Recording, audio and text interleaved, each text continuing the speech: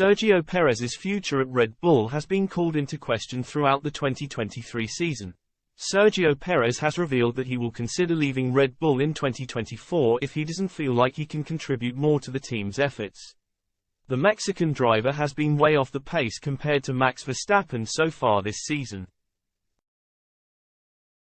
The Italian Grand Prix was something of a return to form for Checo, who battled his way from P5 on the grid to overtake George Russell as well as the Ferrari duo of Charles Leclerc and Carlos Sainz, securing a P2 finish within touching distance of his teammate. Unfortunately for Perez, highlights have been pretty sparse since the 33-year-old claimed his most recent win at the fourth round of the campaign in Azerbaijan.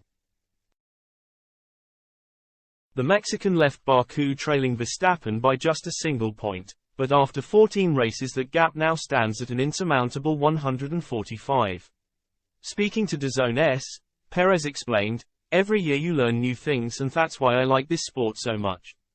You are learning things all the time. I think the most important thing, learn from your mistakes. No, with the season we've had it's important to have the next races in an environment where I feel I can contribute. And, if that place for 2024 is not here and we will have to look for other alternatives. But right now, my main focus is to be here, to win more races, to keep winning championships with Red Bull. I'm under contract until next year and at some point next year we'll sit down and talk." Perez's current Red Bull contract is set to expire at the end of the 2024 season, and with Lando Norris, Yuki Tsunoda and Daniel Ricciardo all eyeing up a potential switch to the Milton Keynes-based team, it is unlikely that the Guadalajara-born driver will earn a new deal. Despite this, Checo will be keen to impress in the second half of the campaign as he looks to prove to midfield teams that he has a future on the grid beyond 2024.